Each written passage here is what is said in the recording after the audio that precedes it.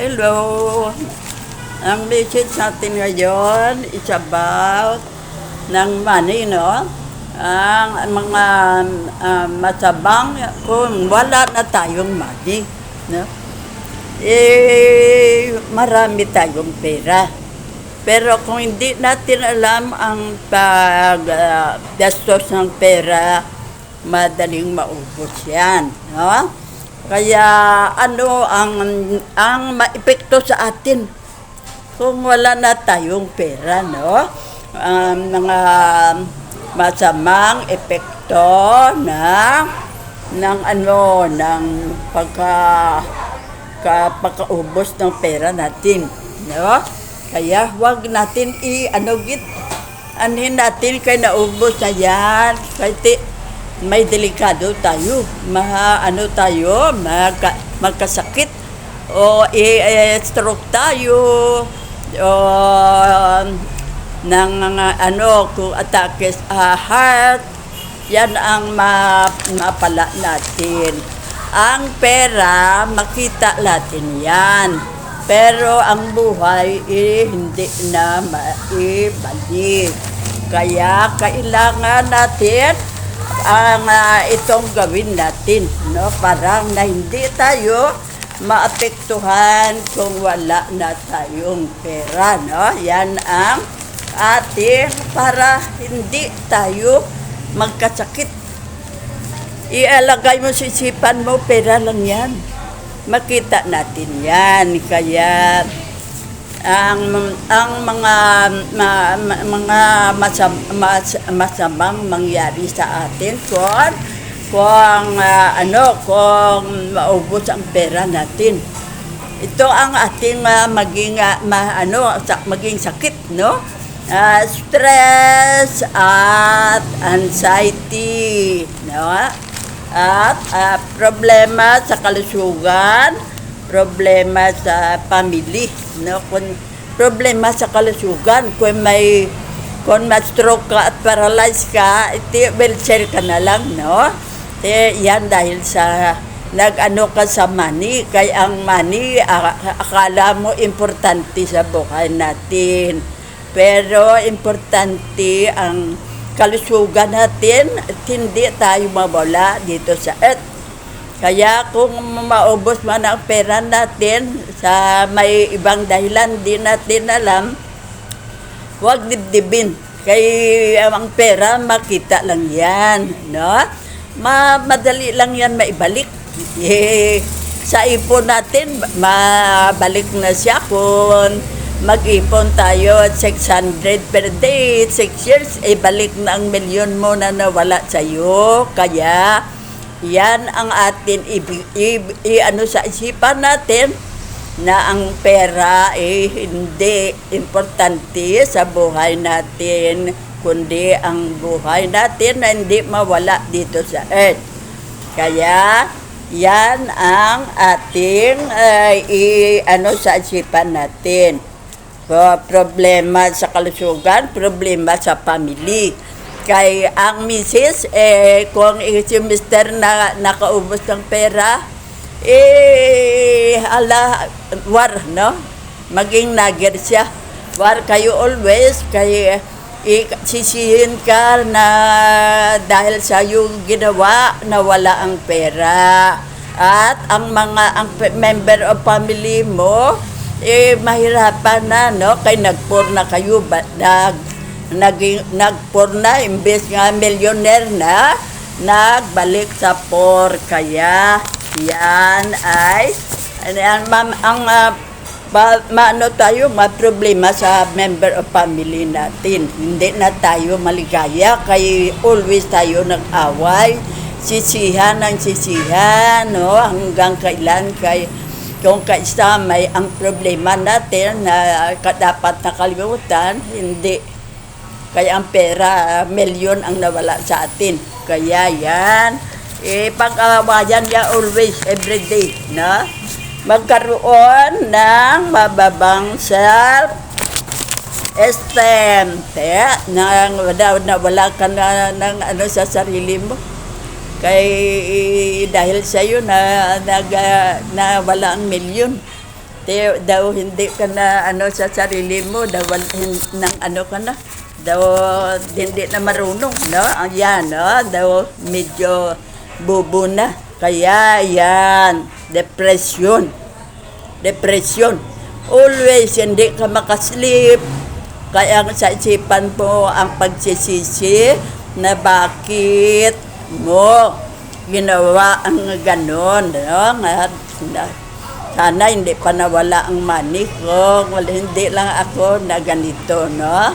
Na may ginawa ka na nawala ang milyon, no? Kaya depression, no? Yan ang kawalan ng motivation. Hindi ka na marunong kung anong gawin mo sa buhay mo. Kay ang isipan mo nakatuon na lang sa money na nawala sa iyo na milyon. Kaya yan ang naging ang ating sa ating sarili, no?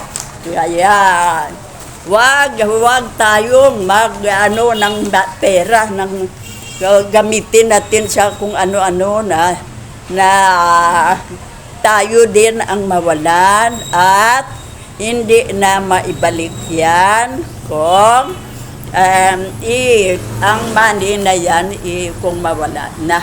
Kaya naman tayo, maumpisa naman tayo ng pagplano ng buhay natin. Kay ang pinaghirapan natin na ilang years, ito, nipon ko ito. Nag-milyon na siya. Ang sa 6 years o 12 years, sa isang iglap na wala. Kaya kung ano ang hindi para sa family mo ang ginamitan mo, pero para sa iyo lang, masiyahan ka lang. Kaya yan ang maka sa iyo, maka-stroke sa iyo, na paralyze ka dahil sa money. Kaya kailangan kung may money, wag nang igasto sa mga kung ano lang na hindi para sa pamilya mo. Kay mawar kayo ng misis mo, no? Kay napunta sa kung naglaro ka sample mga mga laro ng mga lalaki, mga sabong o kung ano dyan, no? Kaya yan ang nag-create ng wala ng money mo, no? Kaya huwag tayong mga laro na hindi man lang sa atin. Kay hindi tayo manalo na always, kundi marami ang talo sa manalo.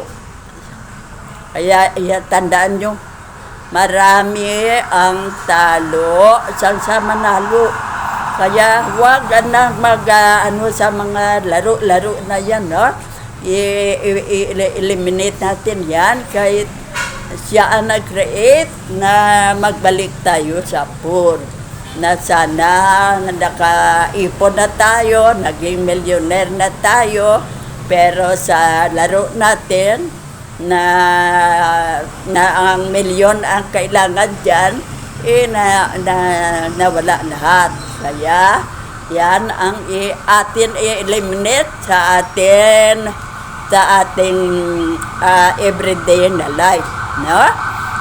Yan para yan sa ating family, para sa anak natin na maging profesional, at para sa atin na ng Mr. and Mrs. natin na parang may negosyo tayo, sa negosyo, no? Kaya yan ang gawin natin, no? Wag na munang division ng mga laro yan, no? Kaya malaban tayo sa talo, hindi sa manalo. Limitado ang ng limitadong ano ng porta edad, no? Limitadong sa ating edad, no? Mga panganib, limitadong apektado ang dati mga panganib sa kinabukasan. Kawalan ng peace of mind. Yan. Wala tayong peace of mind, kaya ara sa isip natin na sayangan tayo sa milyon na nawala sa atin, no? Yan ang nangyari may nangyari sa amin dito. Yan ang manin niya. Kaya sakay sa barko, nagkwan siya na seaman. Nagnegosyo ng hindi niya alam,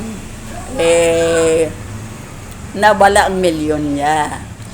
Kaya siyang iglap, nagkwan siya, na call center siya, na hindi niya alam kung ano ng tawag na call center. Ano kaya maghanap kaya ng customer na foreigner para connect pa sa computer o ng yan, hindi niya alam. Siya sa negosyo na wala siyang experience. Kundi ang mania na wala lahat. Kaya nag-rent siya sang tatlong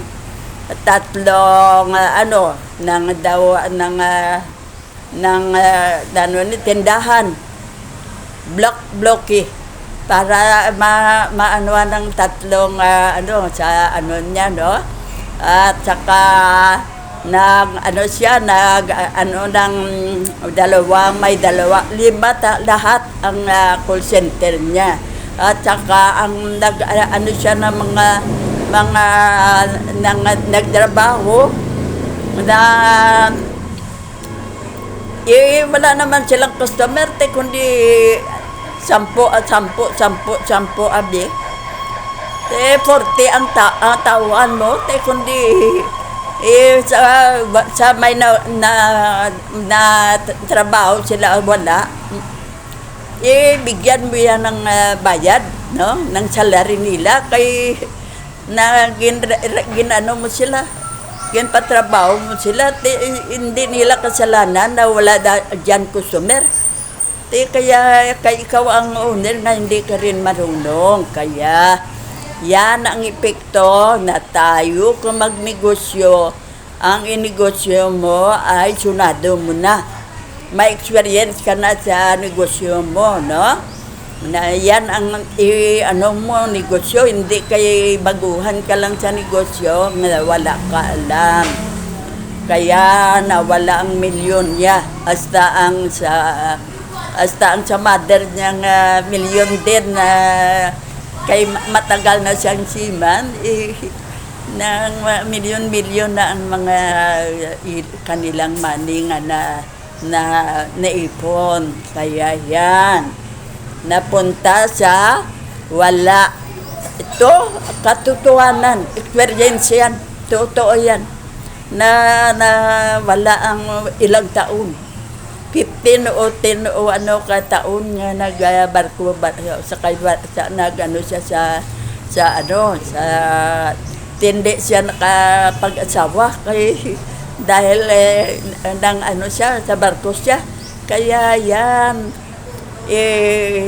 hindi ka na pag-asawa, hindi ka nakaanak, hindi ka ng sarili mong bahay o kung ano. Ito daw baliwala mo lang tong pinagtrabahuan mo, no? Napunta pila ka years, 15 years o pila ka years ka, wala kang naipundar na kung na may house and lot ka, may money ka sa bank.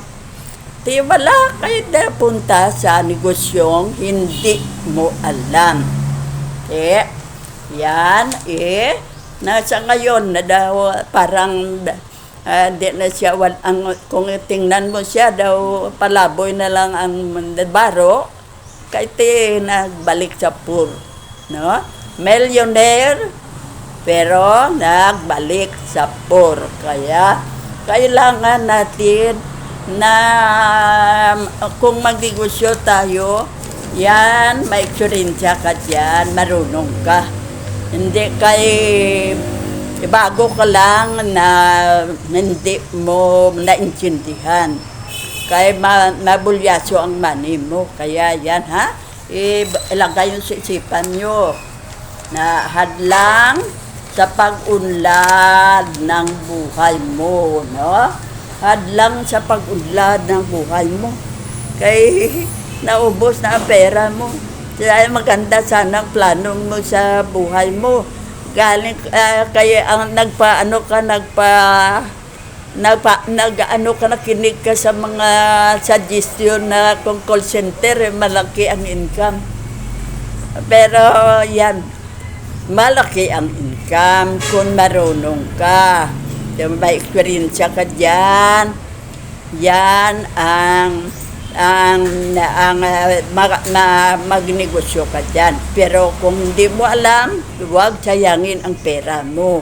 Kaya, hindi na siya makabalik. Paano siya kabalik ang age siya? May siguro, may ano man na ang, hindi man na siguro, ang mga siba na may age limit man na, katulad ng mga mapa-abroad. No, na 30 years o pila years. Yan, no? Siguro siya, siguro mga 40 o ano na. Siguro hindi na siya matanggap uli.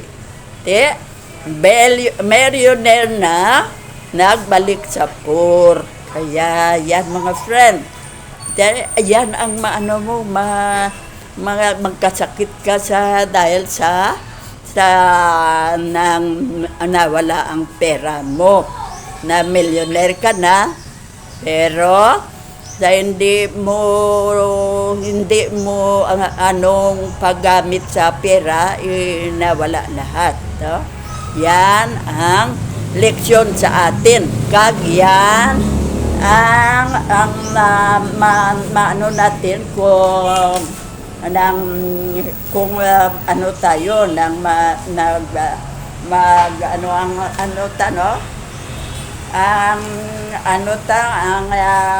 manita mawala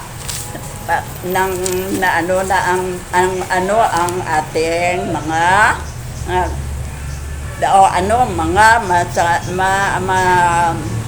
masamang epekto ng pagkaubos ng pera. No, yan. Kaya, alam nyo na, ha? Huwag tayo huwag natin ang money natin sa mga laro o kung sa mga negosyo na hindi natin alam, ha? Natin ang gid natin na mabuti ang pera na natin na naipon na hindi naman tayo maabulyaso. Mapunta naman tayo sa pagka-poor. Kaya mga friend, ha? Yan ang gawin natin. May pera tayo, huwag sayangin. Na? Sa walang kabuluhan bagay. Natin, pwede na inegosyo natin. 1, 2, 3 negosyo, no? Kung saan ang daw medyo makabawi ka, kung mayroon ka pang natira dyan, inegosyo, para makabawi, baka makabawi pa. No? Huwag dibdibin. Kaya kung ma-stroke ka at ma-paralyze, mas nagdelikado ka, hindi na mabawi ang perang na punta sa walang kabuluhang bagay. No? Katulad ng negosyo na hindi mo alam na siyang nagpaubos ng pera mo. At saka, kahit 10, 20, 30, 40, kung 4 na call center ang sa'yo, 40 ang salary every day na guro. Kaya kundi nagtrabaho pa lang, logi ka na. Diyan na, malaki na ang mapunta sa kanila, no? Na wala malang income, no? At sa ginupahan mong ng bloke, no? Na tindahan, ay diyan na punta ang mga money mo na pinaghirapan mo pila ka years. Ka sa barko, hindi ka na pag-asawa at hindi ka nagkaanak. Kaya dahil sana kung mabuti ang result niya na nakanegosyo ka nang alam mo nag-milyon pa rin, yan sana. Pero na bulyaso kayo, hindi mo naintindihan, ka lang, naniwala ka lang sa sinabi ng iba na malaking income, mag call center ka. Kaya mga friend, lesson natin ito ang itong maramdaman nyo kung maubos ang pera nyo. Sinabi ko lang sa inyo para huwag kayong magpa-apekto kung naubos, wala na tayong magawa. Hindi na natin maibalik ang nawalang pera. Kaya huwag na lang dibdibin para hindi ka magkasakit, hindi ka ma-paralyze na buhay ka man o parang patay, kaya hindi ka naka-speak, hindi ka ng mga paa mo at kamay, ma-venture ka na lang. Kaya mga friend, yan na, i-apply natin sa buhay natin ito para hindi tayo magkasakit. Kung maubos ang pera lang yan, maibalik yan kung marunong ka lang, no? Yan ang ating, ang buhay ay hindi na maibalik, no? Kaya, lesson ito sa atin, ha? Na huwag gastos ang pera sa walang kabuluhan bagay, ha? Mo kung ang makatulong dyan na madagdagan, hindi kayo mawala. Kaya mga friend, yan lang ang ating message sa ngayon. Ang lesson na kung maibaubos ang pera natin, ano ba ang mangyari sa atin? Ano ang maramdaman natin? At ano ang apektado sa buhay natin? No? Yan, magkasakit tayo, ma-stress tayo, at hindi na tayo marunong magplano sa buhay natin, kaya na-focus na to sa money nga nawala sa atin.